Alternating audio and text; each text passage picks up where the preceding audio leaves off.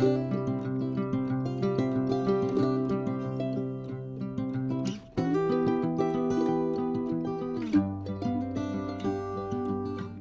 y'all, welcome back.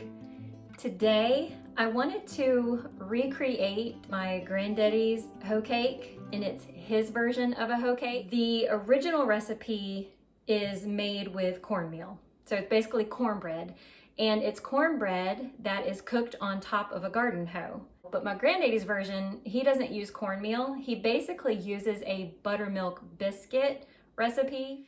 Now my granddaddy, when he would cook his Hoecakes, he didn't cook them on a hoe in the fire. He made his on the stove. This Hoecake is very special to me, to my sister, and to my cousins, because when we would spend the night at my grandparents' house, our late night snack would be Hoecake. It would be 9:30, and my granddaddy would cook us up some, and y'all, it was delicious. And so we looked forward to that every time we spent the night at their house. I talked to my granddaddy on the phone on Veterans Day, and I asked him, how does he make his Hoecakes? And so he told me how it's done. So fingers crossed I can make him proud. And so yeah, just like most of the cooks in my family, they don't measure. And so my granddaddy, he told me what he puts in it, but he didn't tell me exact measurements because he doesn't know. He just eyeballs it, okay? So he did tell me he uses self-rising flour. I'm gonna stick to my usual White Lily self-rising flour. He also told me that he uses shortening and buttermilk. I'm gonna combine all of those together. Now again, this is just like a buttermilk biscuit recipe, but the only difference is it needs to come out sort of like a pancake batter instead of a firm biscuit dough batter. I'm going to start with a cup of self-rising flour, and I'm just using the Crisco vegetable shortening. I'm gonna eyeball it and just do about 1/8 of a cup of shortening. All right, and I'm gonna take my blending fork and just push the shortening into the flour.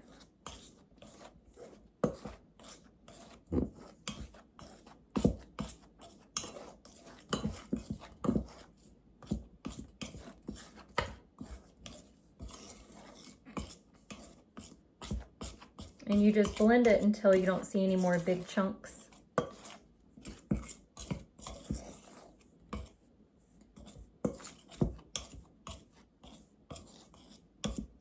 Okay, that looks good. I'm going to use whole buttermilk because I don't think my grandparents would buy the reduced fat, just knowing them. So, but y'all, there's something strange about this buttermilk.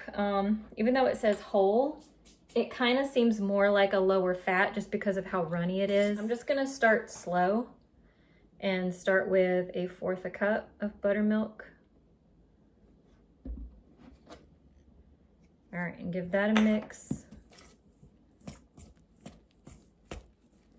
Yep, definitely need more, so do another 1/4. And if I end up adding too much buttermilk, it's no problem, I can just add more flour.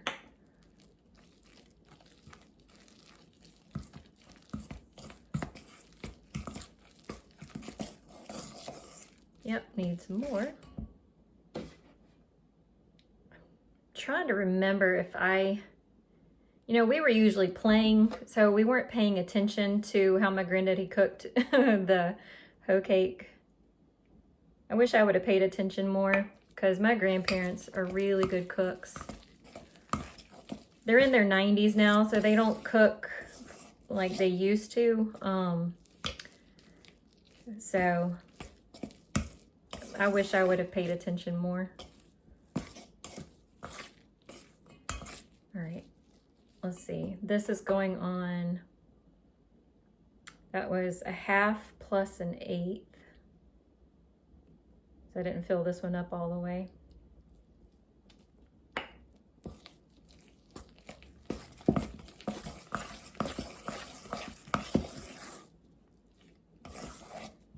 I I bet this is probably what he was talking about. You know, it's not super runny, but it's not thick either.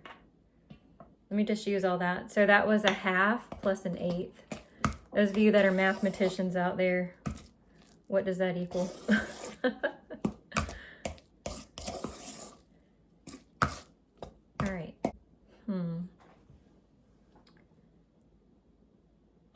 You know what? Let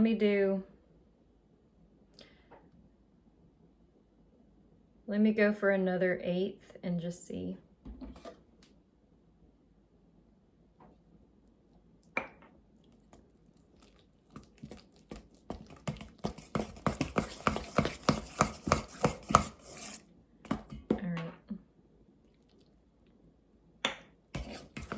So this was 3/4.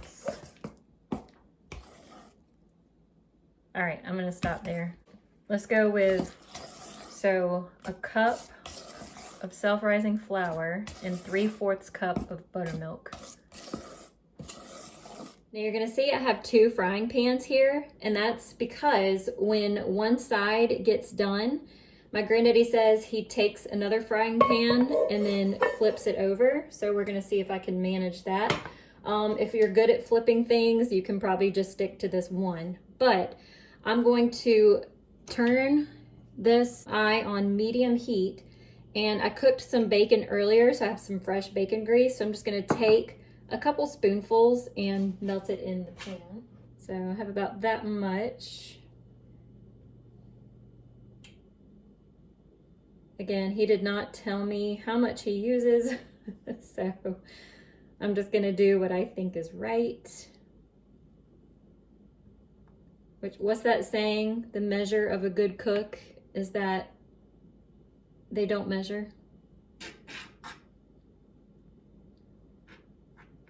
So that was probably half a teaspoon right there, I would say. I'm gonna do, so probably a whole teaspoon.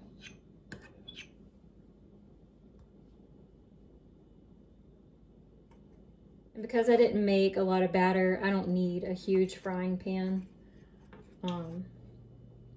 This is the smallest one we have, so that's why this one's bigger. And I figured I'd cook it in the smaller one first. Okay. Now I'm gonna try to bring some of the grease up the sides just so it doesn't stick. This pan might be too small. My granddaddy, he uses a cast iron pan, I believe.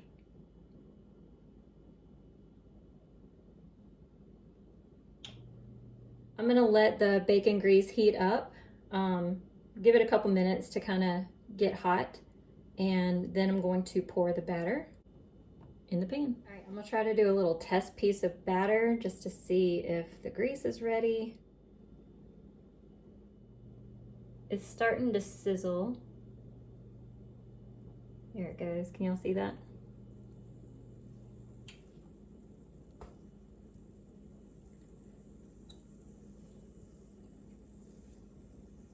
It smells so good.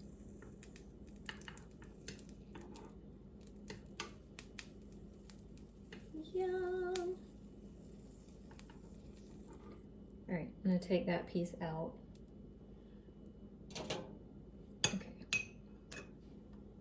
All right, so I'm gonna go ahead and add in the batter.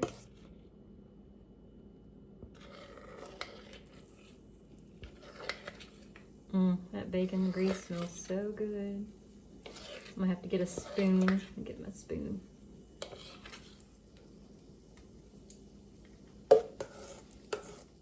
You know what, a spatula would be better. I will get it together. There we go.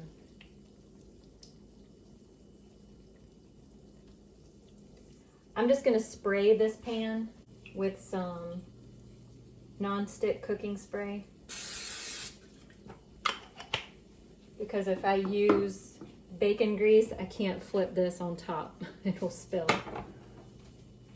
And I'm just trying to heat down just so that the oil doesn't burn. So I've got it on a medium low on this side. All right, y'all, it is starting to cook around the edges, and it's looking like my granddaddy's. I just hope it's gonna come out of the pan. I'm kind of nervous about that. I don't want that side to burn. So it's only been cooking on this side probably for 2 to 3 minutes. Oop, yeah, see it's still raw on top, but wish I could get under it. I might need to get a knife. I got so many utensils. Ooh, that looks good. Can you see that? All right, it's looking good underneath. So he didn't say how long to cook it. He just said watch it so it doesn't burn. So I'm watching it so it doesn't burn. It's still on medium heat. Oh, that is beautiful, y'all. And you can tell it's getting cooked through. All right, I think what I may do is go ahead and flip it over.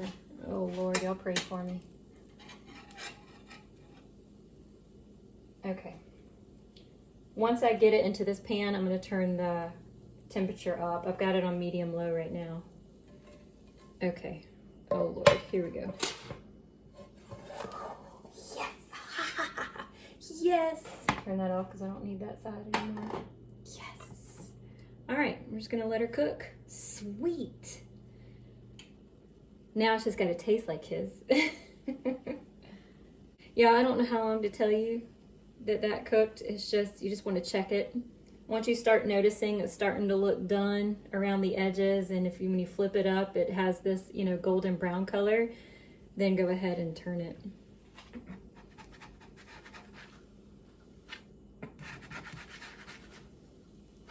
Don't want it to stick. Oh, this is beautiful. So I'm just gonna wait until, I'm gonna wait until this side gets a nice golden brown color as well. I think it's done. So let's give it a taste. All right, y'all, so I'm gonna flip this out onto a plate. Ah, beautiful. Oh, that looks gorgeous. Millie G, my daughter, is going to be tasting it with me.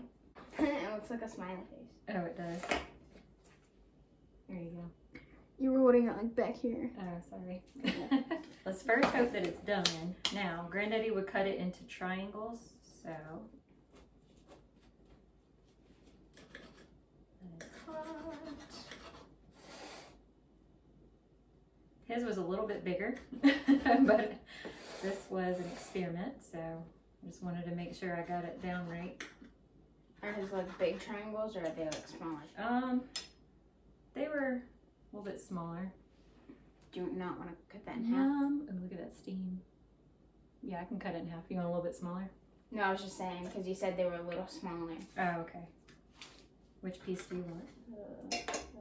Go that one? All right, this one. That one? All right, now, the way we would eat it at Grandmama Granddaddy's house is we would put some mustard on top, or they would cut it open and make a sandwich out of it. I was just, because I was lazy, I would just squirt it on top, and then we would add onion. Do you want to try it with mustard and onion, or do you want to try it by itself? Try it with mustard and onion. Granddaddy said Grandmama liked it with mustard and onion, and so because she did it, yeah, we would do it that way. So you want it? Yeah. You want it inside or on top? On top. Get that knife behind you and spread it out. What knife? Well, that. Yeah, that butter knife. Because I don't want to use this because I got to cut the onion. Do you want me to spread yours out? Yes, please. Oh, I'm excited. Granddaddy didn't tell me any measurements. He just said this is what I use. So you just guessed the measurements? I guess, yeah. Do you want a little bit of onion? A lot of onion? A little bit. Okay, tell me when. That's probably good enough. Good? I don't like chunks like that. Oh. You like little pieces? Yes. Ciao. They're already in the mustard. Well, here, then you take this one so I can cut it up smaller. Oh. I'm not fast. Nana's fast. She can cut onions fast. And an apple. And an apple, yeah. Is it making it on there? Yeah. Okay. Tell me when. Probably all going in the same spot, isn't it? Yeah. I'm excited. It smells like Granddaddy's. It's very creamy on the inside. It kind of reminds me of maybe like a Bojangles or something biscuit. Because theirs are always kind of fluffy. Like creamy-ish. Are they cooked all the way? I'm checking to see if it's cooked all the way. Yeah. It's just very moist. Yeah, probably because of all the buttermilk that was in it. The buttermilk and the bacon grease. That's good. It's really good with mustard and onion. All right, y'all, so I ended up making a second hoe cake because Millie and I ended up gobbling up the first one, and I completely forgot to take a picture for the thumbnail. So, and then plus we didn't leave any for Millie's dad. So, anyways, we have a fresh hoe cake here. And what I ended up doing was timing how long I cooked each side. And so the first side that went down, I cooked it for 5 minutes. And that's this side right here. And then the other side was getting darker quicker. So I ended up cooking that side for about 4.5 minutes. So between 4.5 to 5 minutes should be good on medium heat. All right, y'all, I'll see you later. Bye. All right, so I'm gonna go ahead and add the batter. Oh, I pray this works out. Well, you know what? I'm gonna let the bacon grease heat up. Give it a couple minutes to kind of get hot, and then I'm going to pour the batter in the pan. More video. I know. You're gonna turn that way so I'm not just looking at it. Dropped onion down, kind of. Oh, sure. Oops. Is it gone? Yeah. Okay, ready? All right, y'all, well, thank you for joining me today and allowing me to show you how my granddaddy makes his hoe cake. I think he would be very proud. It tastes just like his. All right, y'all, well, I will see you in the next video. Bye.